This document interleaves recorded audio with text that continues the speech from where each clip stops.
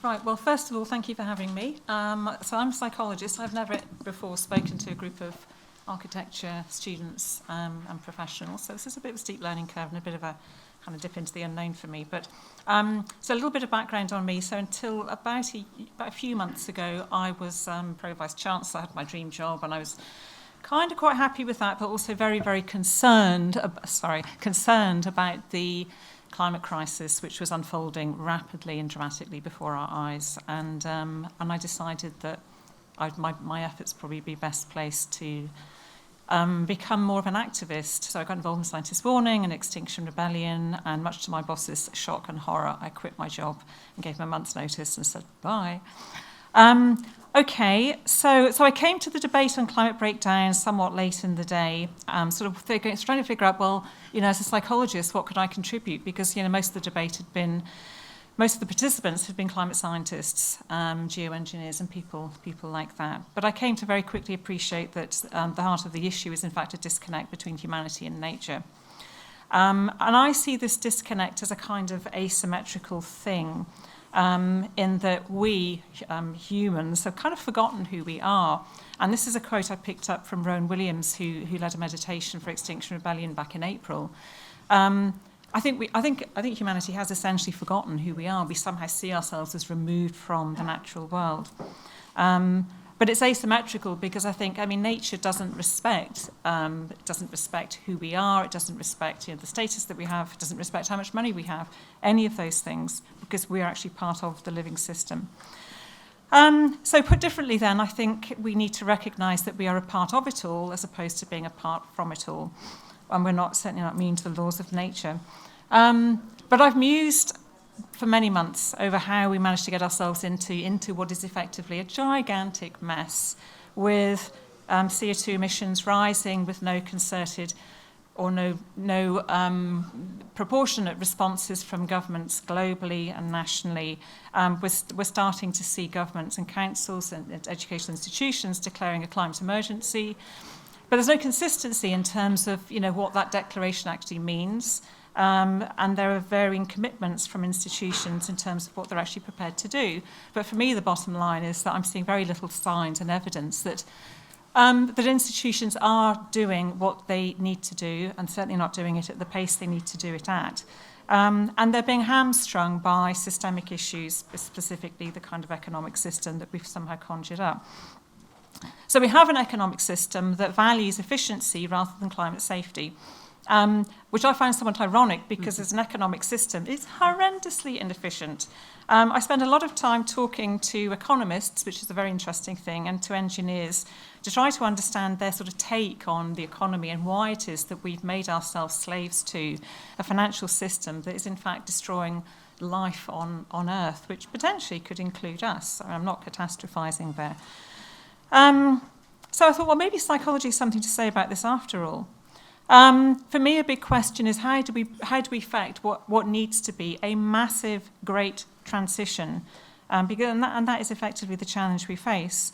And it's what motivated me to set up what I've sort of grandly called the Transition Lab, which is going to work with NGOs, and we'll be working with scientists. We're just about to launch a new press open letter, and I'm really, really pleased to say that about 1,000 of the UK's most eminent scientists have signed up to this letter and have said, look, we have to get acting and we have to get moving now. And one of the interesting things about talking with engineers is they're inherently problem solvers. They don't procrastinate. And when I left the conversation with a professor of engineering in Cambridge, he said to me, the bottom line is, what are we all going to do on Monday? We can't hang around waiting. We can't keep talking. We can't keep planning. And the time to do research is kind of come to an end, because we sort of know what we need to do. The issue is, why are we not getting on and doing it? There are two things I'd like to mention then, which I think are sort of relevant to the kinds of things you've been hearing about. And the first is education. So I actually left the system. I had left the educational system because I felt that, as some would believe that you can change a system and the best way to do that's from within, I actually feel that doing it from outside is probably going to be more effective. And the other thing I'd like to mention just briefly is language and communication. And I've been very struck by some of the pieces I've been reading recently around magic, which I thought would have absolutely nothing to do with this discussion at all, but in fact I think it does. But what we do in our everyday language and communication, I'll talk about just three things. I mean, one is a sort of reification of labels, and this is particularly the case with something like capitalism. And we have expanded capitalism to be this massive great beast that somehow needs to be slaughtered and killed. But these are constructs that we have created ourselves. The other thing I want to talk about briefly here is what's called corporate triumphalism. And that's around a narrative that somehow we are up against it, we're up against the elites, we're up against the banks, the global economic system, and it's going to beat us down.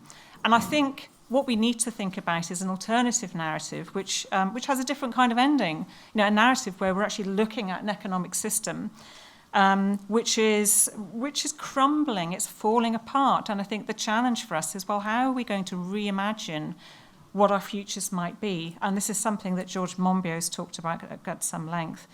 And then the final point is around these rescue dialogues, and I hear this a lot in activist circles, where the activists sort of see themselves as having to rescue planet Earth from the big bad fossil fuel companies. And that kind of it's an example of sort of binary and ternary thinking, where we have these different agents that fulfill different kind of perceived roles. And my view is that we need to make progress, we need to return to what I call unary thinking. Oops. I'm going to end with the words of Katie Singer.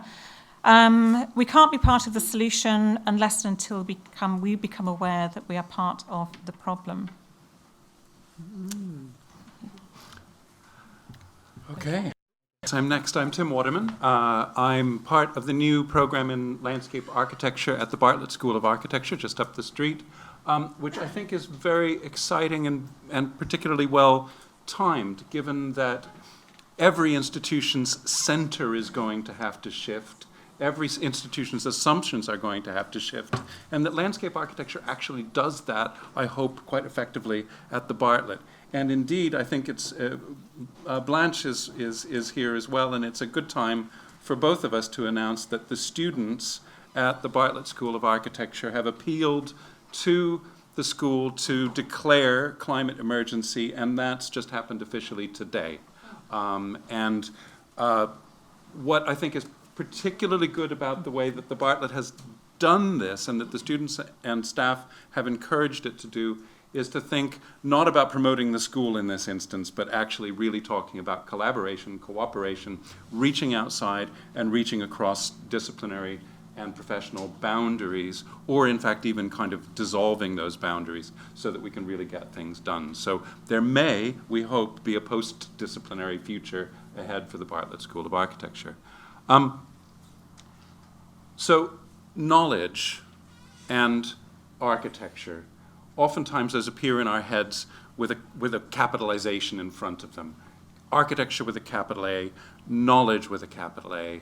And we have to get beyond thinking of ourselves in that way. We need to start thinking in the plural. We need to start thinking about knowledges being multiply constructed and constructed in places and with places and made with places, what Donna Haraway calls sympoiesis, making with. And also in terms of the architectures, to think about those in the plural allows us to think about being not part of a monolithic profession, but being in something that's in dialogue and that's about built habitats, and that can include people who are makers of space, from people who make landscapes to people who make infrastructure and engineering to people who make mud huts and bamboo structures, all across this entire range. So in terms of landscape, and why this word I think is particularly important to this whole structure, is that in about the past 20 or 30 years, the understanding of the word landscape has shifted drastically. So we all tend to think about landscape as something that's kind of framed within a golden frame, and it pictures a place, often a verdant place. The suffix scape has recently been theorized to be cognate with the word ship, with the suffix ship. So to be in a landscape is like being in a relationship or a friendship or a companionship, comradeship. It's reciprocal. And when we talk, and I take some issue with the last, with the keynote, that when we talk about embedded cognition, when we talk about embedded relationships, we're talking about thinking that happens in and with place, through language, through the foods we eat, through the scenes we set with one another, and understanding the multiplicity of those and coming to terms with all of those, seems to me not a gray and muddy and frightening conversation, but actually the really bright, beautiful one that I'm excited about having, and I think that we can all be excited about having. This conversation is about human and planetary and multi-species flourishing, and until we see a picture of that, what we want to become, we need to become utopians. We need to see from the point of the other. We need to be able to construct whole new worlds in our imaginations, to draw them as architects and landscape architects, as practitioners of the architectures, to see these places and what they might be in the future. Our imaginations are rich, and we can help each other together to make them richer. Cool. Thank you very much. Oh, is it me? Okay. Hi, hello, sorry. Very nervous public speaker. I've got some slides, I'm sorry about that. The other two have just spoken off the cuff, which is fabulous. But I thought I'd show you a couple of things that I think might be useful for the conversation. The first thing I do want to say, though, is congratulations to all the students for all your hard work. And you have been amazing and inspirational. And if we old people have anything to take from this, this is that we can do stuff, hopefully, to be of use together. So you have to make us work, okay? We can be the donkeys who do the legwork. Your voice is so important. You have no idea how much power you have as students, by the way. Actually, I wasn't going to say this, but I'm going to say this. You pay your fees and you hold the reputation of the institution in your hands. You could destroy the reputation of all these institutions within a week, and they would be... would be lost without you. So just realise your power and don't let the institutions forget that. It's really important. Okay, having said that. So it's just for me to speak. I always get a bit embarrassed that it's me speaking, not other people. But anyway, I'm going to say mostly when you talk, people remember about 3 things. Even if you talk for 3 hours, they still only remember the first 3 things that you say. So now one of them is how powerful you are.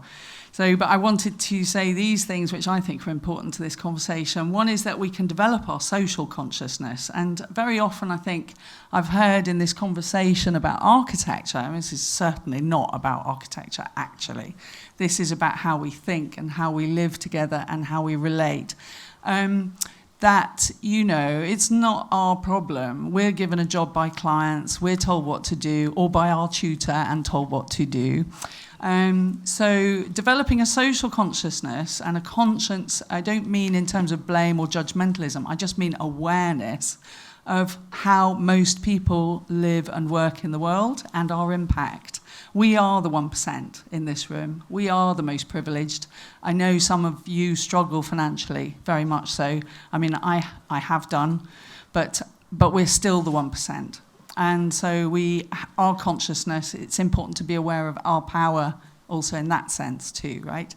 But awareness of the impact that we have, understanding and exploring nature, our living system. So embedding ecology and ecological thinking is essential. This is really... I think as somebody said, there's no respect for humans. Well, that's probably quite right. I don't think we probably deserve it. But to be honest, we are part of a system. And as the Yellowstone Park showed, when you reintroduce people, when you take people out of managing a system that they're part of managing, we've seen it with the Yasuni tribe in Brazil or with people in Yellowstone or elsewhere, that system can disintegrate. People are positive. They can have a positive, play a super beneficial role. And human nature, of course, is part of nature. So we are an intrinsic part of that beautiful system. Coming together is a really important thing. I think everybody said that. However, as John said in the introduction, how are we all going to get together if we all don't get along, we don't agree? But that's the whole point. And alcohol's very useful for that. The fourth thing is make nature your client. Now, I'm only saying client because we're in a sort of room full of like nerdy architects and designers and people like that. So these are the sort of linguistics that we use, right? Client and all that. Budget, site plan and things. Oh my God, how dull. But if you decide to make nature your client, you open a door into a phenomenal world that is going on outside, and that means you have to get out in it as well. It's very important that we work less and have more fun. Now, I mean, in a non-privileged kind of way. Some serious stuff.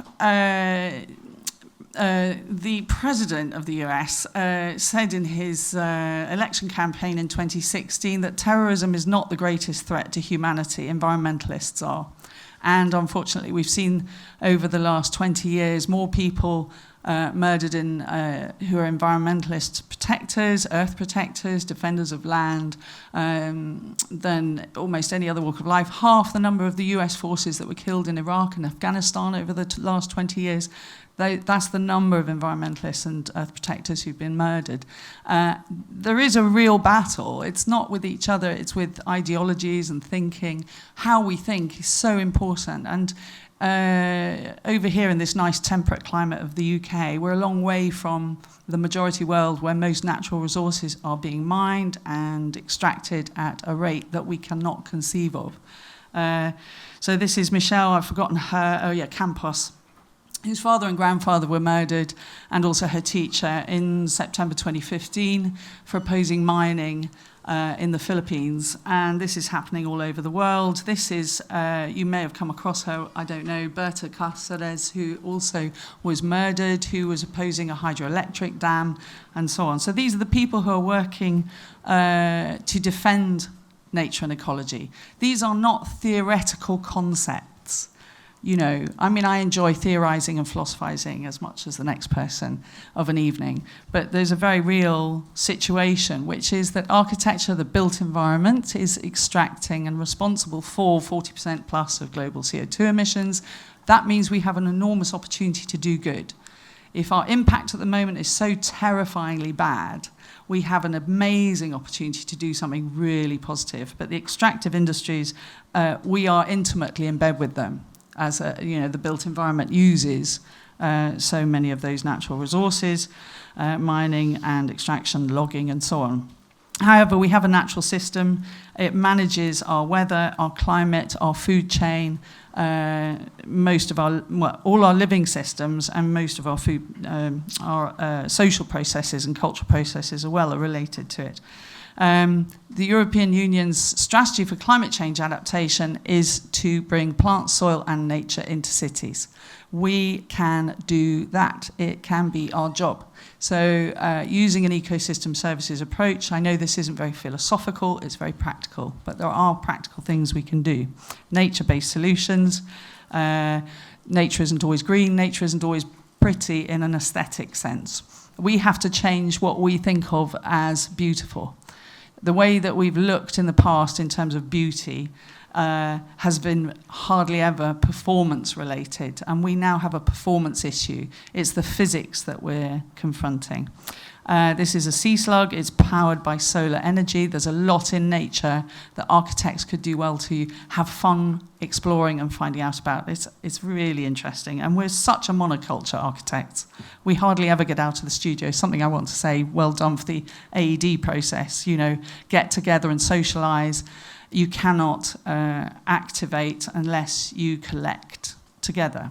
This is just New York City's response to Hurricane Sandy, is to bring plants, soil and water into the city. to defend itself. In terms of getting together, we need to reach out beyond our own communities. These are two people who have massively influenced me, and neither of them are architects. They are both urban ecologists. One's a master planner and ecologist. Dusty Gedge on the left, Gary Grant on the right. There are millions of people all over the world who we need to talk to and share information with. This is student-led, but everybody's got to do their bit. The most important thing is to do something immediate. So, as Tim said, we've declared an emergency. It's more of an ecological emergency even than a climate emergency, really. But the main thing in terms of action is we're going to form a citizens' assembly. We have a register of intent from each module and unit to say what they are going to do to apply and align with the crisis, and how they're going to enact it in their module briefs and so on, and how assessment can change also to look for it in the work that's produced. And we're going to be recording that and sharing it with people too. So but we need everybody's help. We can't do it on our own. The Bartlett is only one jumped up institution amongst many. So looking forward very much to, sorry to say that because I know that's so insulting, and okay, well, now they know. Thanks for inviting me to speak, but looking forward to the conversation now. There we go. Thank you very much, Blanche and everyone. Shankar, do you want to come up and do? Hi, everyone. I am a jumped-up student from the Bartlett, but I've escaped the studio for a bit. I've escaped the studio for 2 years. So I'm part of the first cohort of the Biointegrated Design Masters at UCL, and it's a joint course shared by the Bartlett School of Architecture and the Biochemical Engineering Department. And it's to sort of introduce both disciplines to each other and to get them to talk and work with each other. And from my perspective, I used to be an architect, and I really wanted to move away from this sort of digital sort of image of nature and sort of aesthetics of emergence to something more of a sort of a tacit understanding of how biochemistry actually works and how to implement that into design systems. Cool. So yeah, I appreciate the big push from UCL and Bartlett to sort of get everyone out of the studio and Nice. learn about other disciplines. Very cool. So I think both of you mentioned in your discussion the idea of bringing soil back to cities. Mm-hmm. And somehow that seems like a very interesting kind of trajectory that we can think about in terms of embedding this understanding and how we can actually, as architects, work with soil, because as you all know, I mean, whenever we construct a building or any kind of infrastructure, we're always entombing soil, right? Or we're stripping it away, we're letting it erode, and we're essentially degrading soil, and we're losing so much of globally so much soil. Mm-hmm. And one of the main reasons, except erosion, is architecture, is construction, is pouring of concrete, and somehow. This embedding can think of soils, or the health of soils in cities, as you mentioned. Yeah. I was wondering if you wanted to kind of elaborate on... Definitely. Thank you. That's such an interesting question. And the whole idea of growing and embedding and, the nutrients that feed us and so on. Soil health is one of the risks that one of the boundaries, the planetary boundaries that we're actually confronting at the moment. So it's a really important thing. The opportunity that cities have that may be easier to do in cities, in fact, than the sort of surrounding areas at the moment is to support healthy soils and habitat and biodiversity, because there's a lot less use of pesticides and chemicals and so on. I think, Cedric Price used to talk in this room. He said, is your building really necessary? And the first law of is to really question. I mean, that's our role, right, in academia anyway, is to question everything. Question everything. But the whole point of what you're doing and the impact of it. So the opportunity of bringing soil into cities is great. Obviously, plants will help cool and we can restore nature and so on. But I'm sure the others will have something more interesting to say about it too. I've got lots to say about soil. considering that that's what landscape architecture kind of begins with, is soil. And I think it's also really important for us to think about when we're thinking about climate change and biodiversity and the ecological crisis that faces us. When you take the train through Britain, you look out at mile after mile, kilometer after kilometer of plowed fields. It's true that if we didn't till the soil, that we could actually capture carbon in the soil. So something as simple as performing agriculture without tilling soil and reapplying carboniferous forms of fertilizer to those soils, manure, these kinds of things, old-fashioned practices. And our cities certainly produce plenty of manure. We just can't use it because what comes out of us is toxic because of what we eat. We eat things that are not allowed to be consumed by farm animals, according to European Union law, because it's not safe. So really to think about soil as a way of thinking and a way of engaging. And when we build buildings, they're not a replacement for soil. So there's a fetishization of urban agriculture and vertical gardens and things like that. Agriculture still needs to happen in the soil, under the sun, in order to make our food supply affordable. So these kind of fantasy solutions are really, in many ways, fiddling while Rome burns. We do need to provide soil and stop building on quite so much fertile soil. When speaking about soils, I'm not an expert on this, but I've been researching peatlands in the first year of my master's, and I wanted to ask you a question. Now I forgot it. Maybe I'll just continue speaking. So what is happening in Germany is that you have those agricultural landscapes, and in the end, these landscapes have been before peatlands were wetlands, and they've all been drained for agriculture. And I think in the end the question is, because in the end you can't actually use re-wet those lands in Germany, because once they're re-wetted you can't use them as a farmer anymore, you can't be a farmer anymore because you can't use those landscapes because they become, well, in the end they're protected by policy. So do you think that it's not only, we shouldn't maybe not only think about architects that are destroying soils, but maybe we should also think about how we can change policies when thinking about soils? Do you have something to say to that as a landscape architect? Policy as relates to soil. Well, what's really interesting is if you look at what the primary group to promote organic agriculture in the United Kingdom, it's called the Soil Association. And their primary interest is with soil health and returning nutrients to the soil and not continuing to erode soils and so on and so forth. So I think actually everyone who eats organic knows that they're participating in a much larger cycle, that it's not just about their own health or the health of their children, that they're eating organic because it has impacts in various ways, including on soils, on ecosystems. People make choices that are far more sophisticated than we give them credit for. And policy can certainly reflect that. Policy can be constructed on multiple ways that look upon multiple forms of engagement, multiple forms of activity in things like soil. Also, we can take, we could be really selfish about some of these things. So I like Scotch, right? Peat is one of the things that flavors Scotch. Peat is totally sustainable for Scotch if that's all we use it for. But that gives you kind of an idea of the scale at which we can sustainably use. I mean, that's actually a tiny amount of the peat that's consumed every year.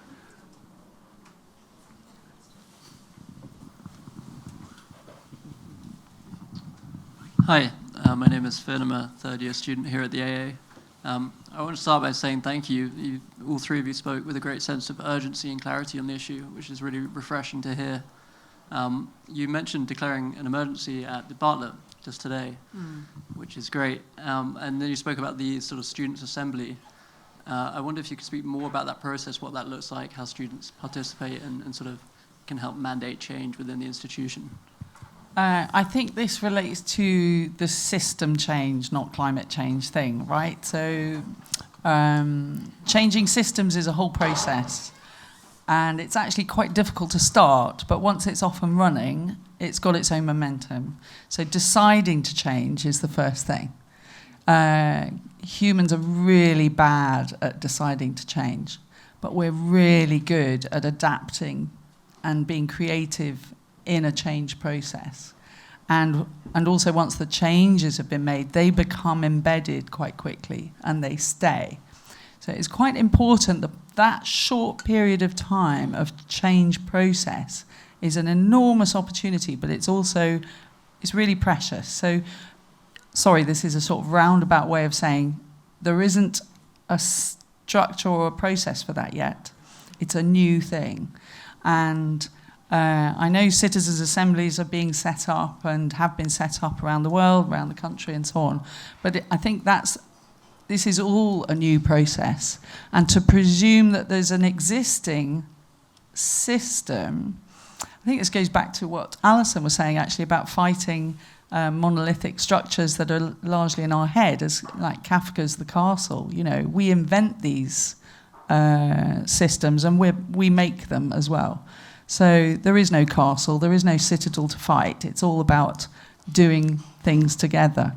And forming a citizens' assembly, the most important thing I think is important in it is that it's student-led. I don't mean that students know everything or have to do all the work or anything like that. But if the student voice, institutions need to be checked.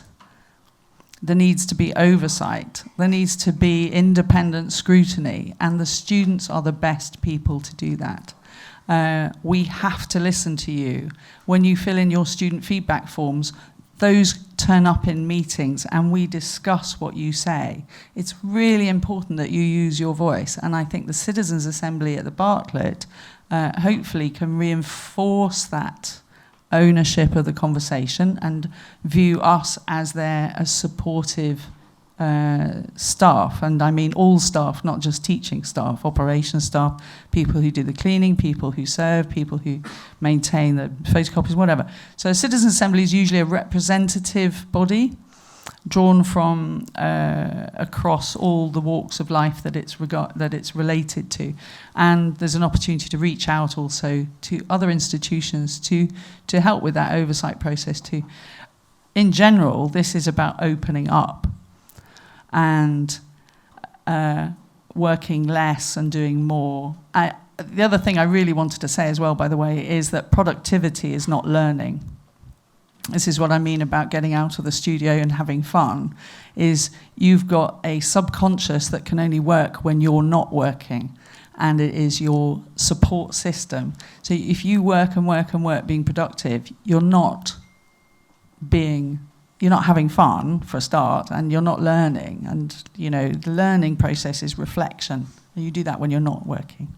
Productivity is something that we imagine to be necessary. Yeah. And in fact, narratives in the imaginary are really, really important to this. So Benedict Anderson wrote the book Imagined Communities, where he says that nations are imagined constructs. You just need to have enough people buy into the idea, and all of a sudden you have a nation state. So there's nothing permanent about England, for example. It's just an imaginary.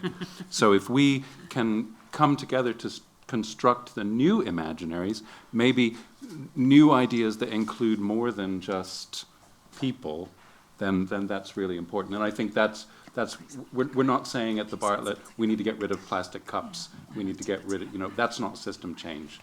We need to change the way that we think about approaching things from top to bottom, including who governs what, if any governing is needed at all. Sorry. Well, thank you for all the information you guys have brought up in the discussion.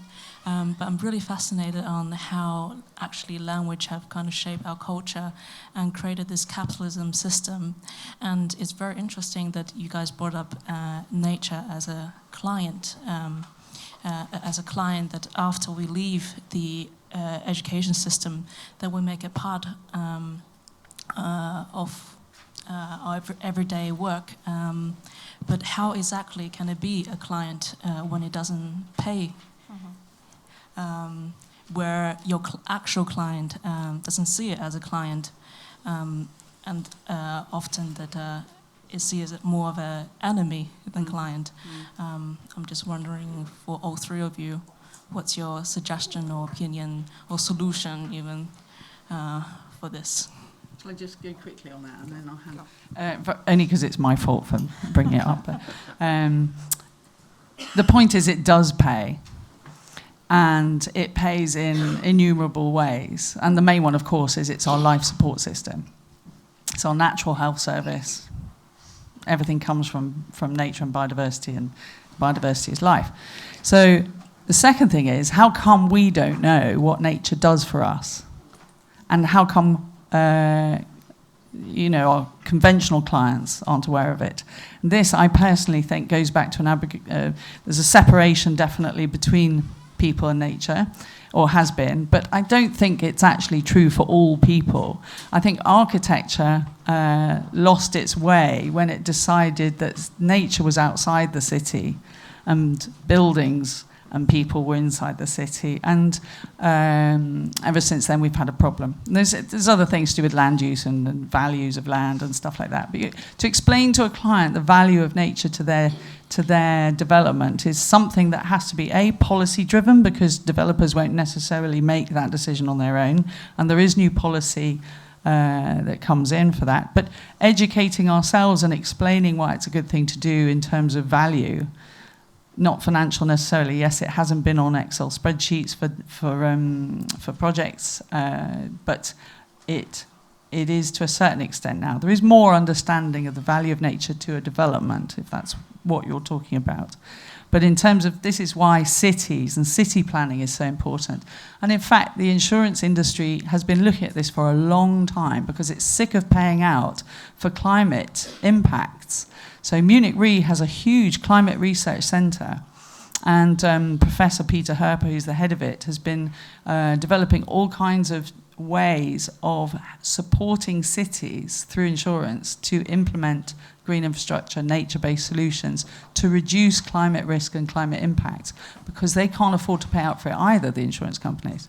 And these are big insurance companies. Okay, so Philadelphia's had numerous impacts, storm surges, flooding, so on, and the insurance companies there have been looking at how they can support them with infrastructure, and it's to be developed for sure, but it's a policy across the world, and you can see it happening in cities around the world doing it. It's policy based. Hi. Yeah. Hello. Hi. You spoke earlier about the soil. And this is something of interest to me because even as a vegan myself, we all talk about saving the animals and the pigs and the cows and stuff, but there's complete cognizance to the fact that the animals are reliant on the soil is reliant on the nematodes in the soil, and you've got a case of colony collapse of bees and colony collapse of insects and earthworms as well. So I just find it interesting that we've completely overshot that. But my question was, with regards to the soil, to get these, when I've looked at the state of Jharkhand and also in India as well, the resources is not just coal that's coming out of these countries, it's lithium, it's cobalt, it's bauxite. And what do you need when you are building your eco-friendly Green New Deal wind turbine? You need coal, you need lithium, you need all these minerals. You need the magnets from China, you have to destroy the soil and throw tons of chemicals in the land. And the same in India as well. But when I see the wind turbines, solar panels here, they're sold to us as the Green New Deal. If anyone was interested in supply chains and understood it, they would have gone right back to the soil. People ask me, what's the solution? So I just dare to ask the architects in this room, how much do people have recognition or understanding or awareness of materials like industrial hemp and bamboo, for which you don't have to rape the soil, you don't have to dig up the trees and the forests, you just have to grow the plant. And I'm not talking about, growing the plant for smoking, and that's another thing which is nice, but for structural, engineered stuff. When I was at the COP24 last year, the Chinese country section was showing structurally engineered bamboo for building 2-floor high water piping. And my question is that if we were to really be sincere about this act now prophecy that was actually been echoed by black and brown people the last 50 years, then we should really be looking at the resources that they've been surviving on a basic level for hundreds of years, and specifically hemp. But I just wanted to get people's thoughts on the solution, which is in Yorkshire. It's in Surrey. It's in Ireland. The biggest growers and builders of hemp buildings are the Irish. But are we paying attention to that and actually saying the solution's right in our backyard?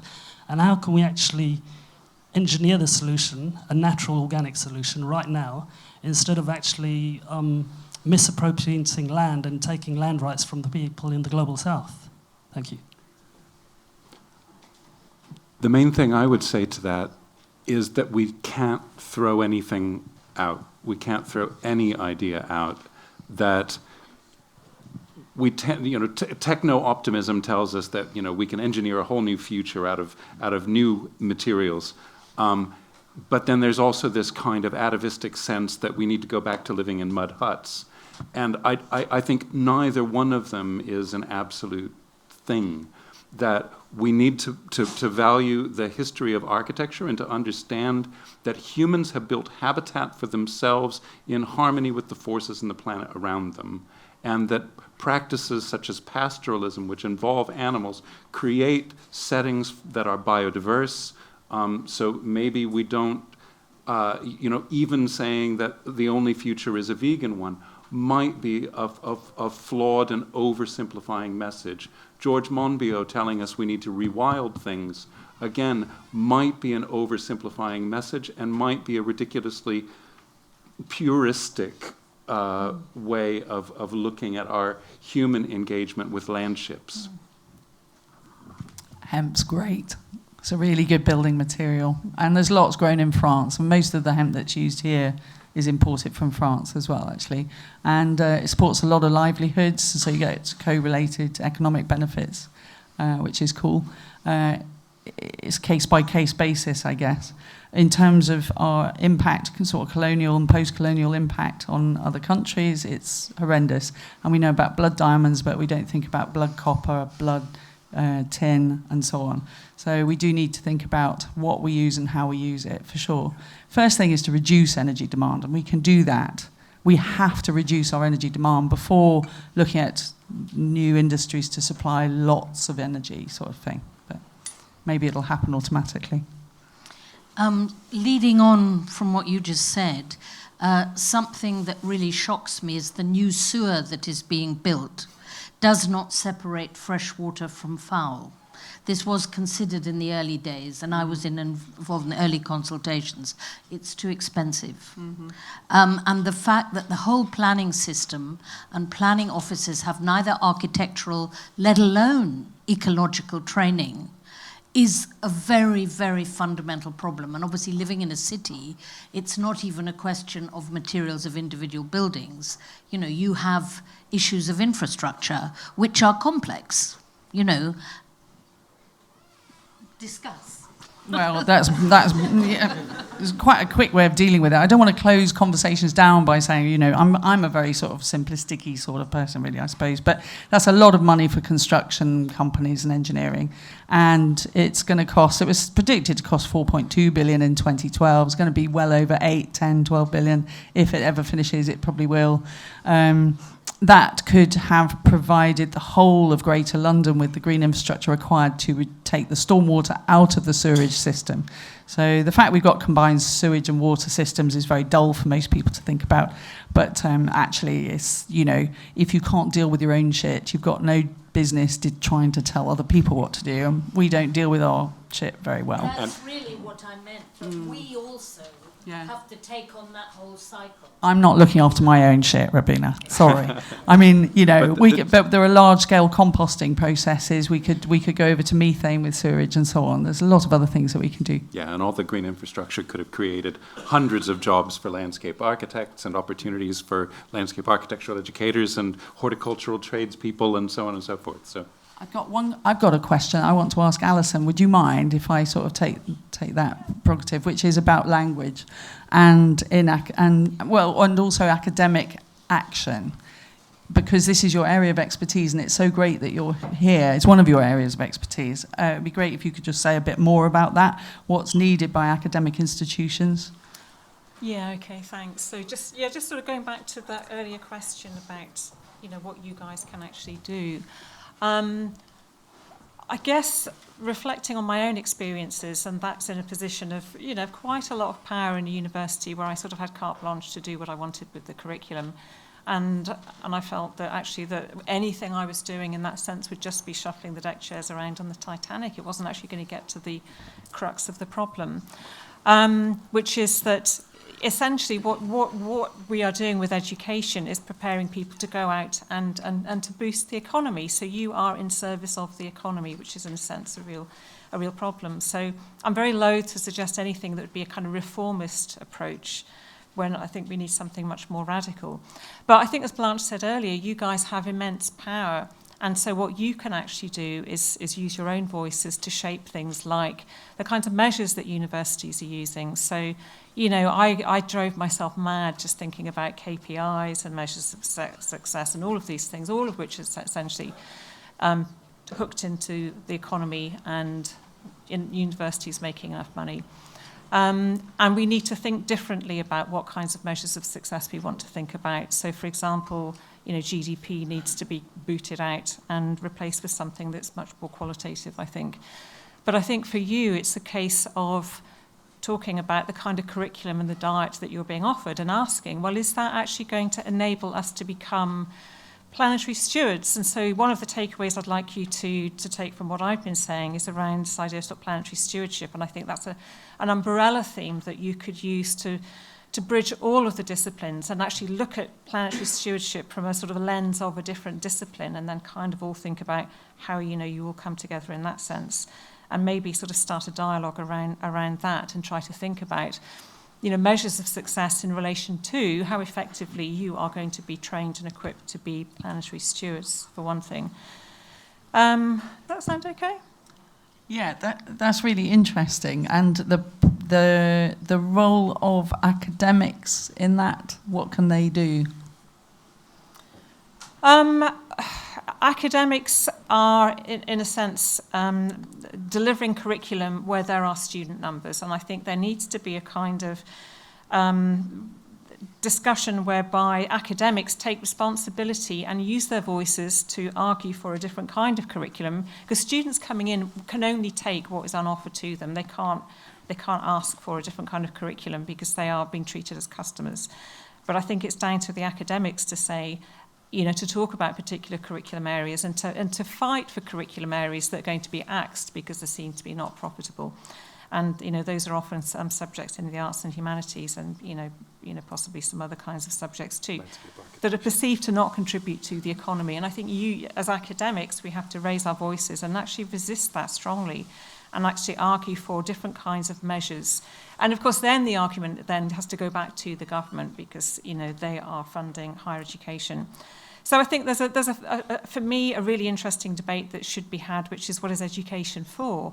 You know, it's not actually for servicing the economy. It's actually for the greater good. It's for things like individual well-being, planetary stewardship, and thinking about how we sort of sit in relation to nature. Great. Hello. My name's Edward Hutchison. I was here, but I'm also a landscape architect. Last week I went to a conference on soil in Henley, and I just got two pieces of factual bits of information which I was told about soil. 60 million tons of urban soil are removed every year, which represent 26% of all UK waste.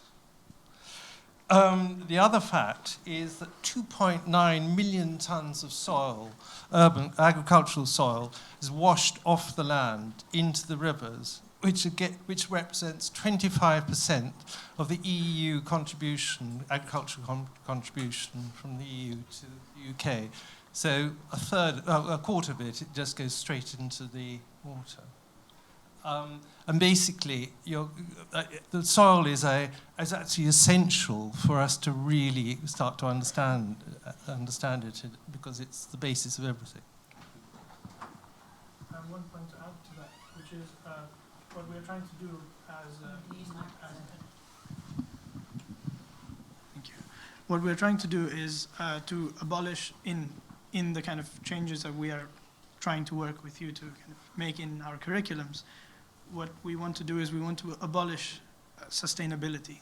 So we do not want to learn about sustainability. That's part of having an embedded ecological understanding. We want to somehow create different learning networks that we are kind of trying to co-create internally with us, and we want to be climate literate. So somehow a student coming into higher education should perhaps have a series of things that they should kind of know as a part of their basic literacy in regards to climate, in regards to soil, which would then kind of, further the cause of being a better planetary steward, or be literate in those terms, as well as I also wanted to hear what you had to say about this becoming. And obviously, this is something we would like to kind of avoid, of this becoming a hegemonic discourse where, everything is greenwashed. And this is something we are trying to avoid. And it's somehow very tricky, because whilst trying to embed this into every aspect of how we operate, how do we avoid greenwashing everything? So.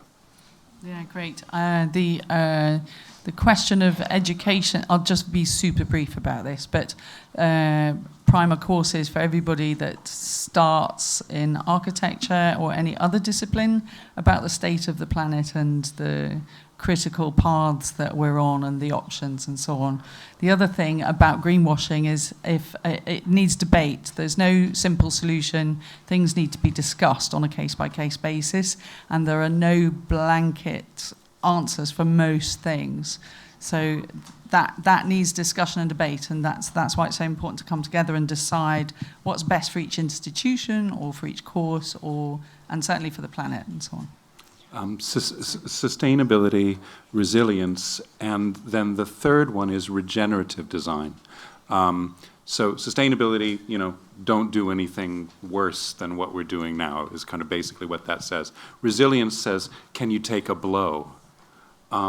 Which is important, but actually when we build, we have to build things to be regenerative, which means that they have to take on, in every respect, a duty of care for human flourishing and for the flourishing of other species and of climate and non-human elements. So when we make a building, it has to do more than just house people. It has to eat carbon. It has to produce food. It has to be beautiful. It has to use materials that are good. So we have to think through every process using ideas of regenerative design and not just sustainability and resilience. And on that note, I'd like to sort of add yes, please. 2 points that were, I guess, kind of brushed over in sort of the various questions that have been thrown about. The first one is in transition technologies. I'll just hold it. It's got, take a seat. Much better. At the beginning, you talked a lot about ideas of things like urban farming or vertical farming being sort of these sort of far too sort of clean, sort of engineered solutions, and really we need to go back to soil, which I completely agree with. But do you think they're okay as transition technologies while we sort of clean our soils and address our systems? And also, do you think there are ways to make these sort of clean hydroponic systems more dirty with beneficial bacteria cultivated within the liquid systems? And do you think that would have any benefit? And the second question to, I guess, everyone or us is we talk a lot about changing education or changing the way we think. But again, these are all within institutions, and most of us have the privilege of time, which I think is incredible. But there are lots of people outside of these institutional systems who are also equally interested in these questions and are equally interested to make a change, but they don't have that privilege of time because for whatever reason they have to sort of commit elsewhere or sort of focus on their personal finances. So how do you broaden these questions sort of outside the walls of institutions like this place and this room to the wider audience? That's a really good question. Yeah, there were lots of facets to what you were saying there, and I want to, before I forget, I'd like to sort of talk about something just to sort of finish off the thing we were talking about. Sorry.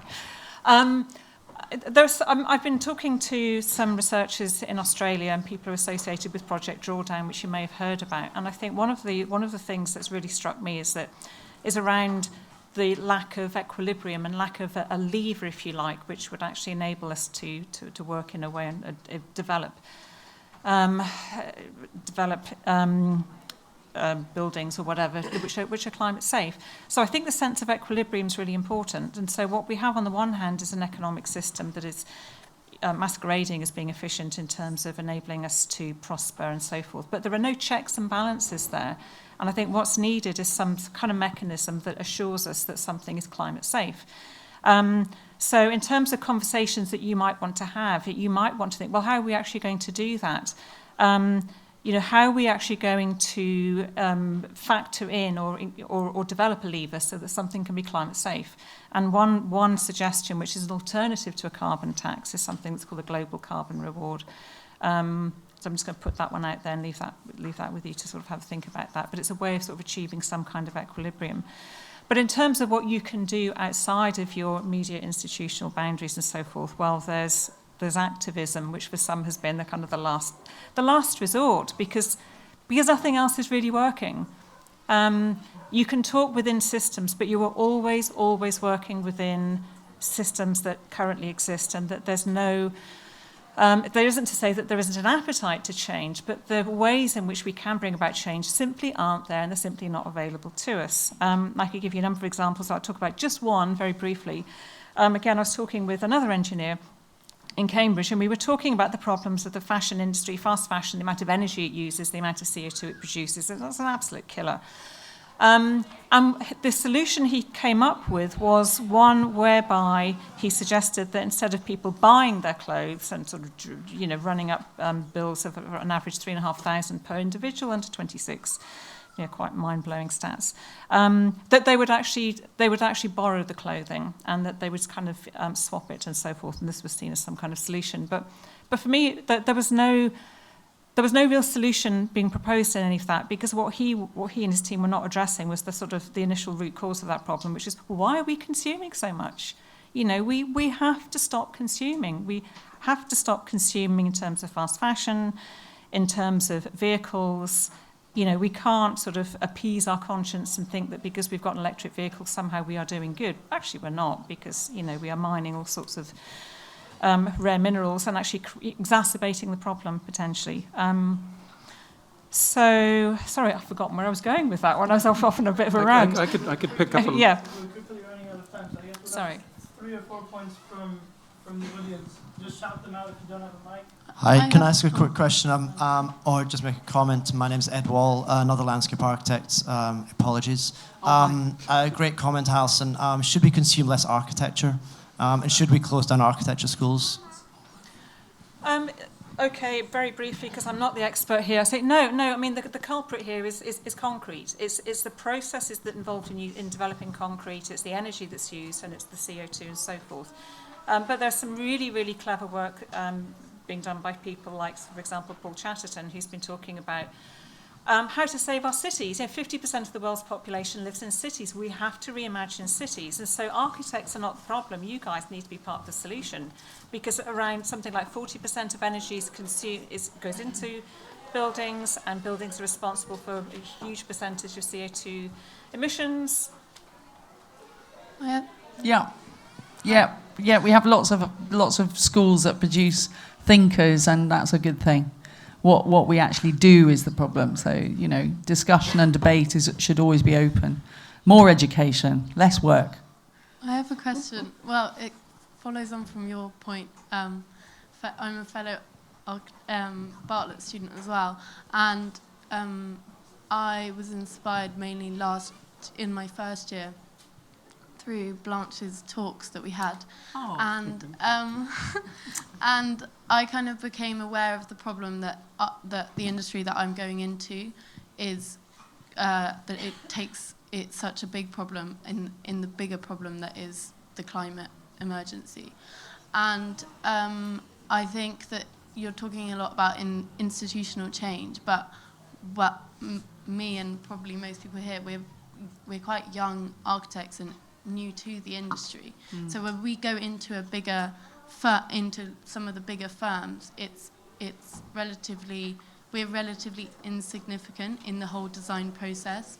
And this summer I was lucky enough to work for a company that actually the director has a column in a magazine. So I wrote, and he handed the column over to me for the month of August, and I wrote about what I think my generation wants in housing. And it was to the industry, to the house building industry. But how and what can we do when we go into the industry, so outside of the institution, but still in our industry, to make change and create change when we're not necessarily at the top, because that will be too late. Can I? Yeah. David Harvey, in his book Spaces of Hope, which I think is a good title to think about, that we want to build better for the future. He talks about insurgent architecture. He talks about being within the body of the beast and being an insurgent within it. So that's one thing, is to be aware that you can change things incrementally, and that has to happen as well as the major system change. But the other thing is your collective voice. As a student, Blanche has already made it clear that your voices together count for a hell of a lot and can move us, who are the old farts at the top of the food chain. They can move us to make real significant changes. And that is also true within practice and within development processes. Architects, landscape architects, and urban designers, and others of that same stripe, I think we need to take control of development processes. We need to become thoughtful, considerate developers who are stewards, and not hand that off to the assholes. Hi, I better stand up. My name is Iki Young, and I'm a news journalist for New York Times. And it's very fascinating about this story, like back to the social consciousness, because we're told not only to do from the school, but also from the international arena. Like currently we have the trickle-down economic policy or trickle-down climate change policy, which is initiated by one of our most respectable president, Ronald Reagan. But actually this policy doesn't work. And that is probably why we have such a dilemma that a lot of countries admit we have climate change and we should do something more. Like emerging economies should do more to protect the environment, but some countries doesn't admit. So that is probably the reason why we have the dilemma. And I remember once upon a time, I interviewed an expert, climate change expert. I asked him a very basic question. If I came here for a specific action, for what should I do tomorrow in the office, what do you think? What would you suggest? And he asked me, abandon the concrete and embrace the bamboo or the wood or the log. But I just rethink about this question. In some cities like New York City, that is where I grew up. In New York City, it's a city full of high rises, full of zoo, full of crowdedness. But if we change all the high rises into the wood or log, that's unimaginable.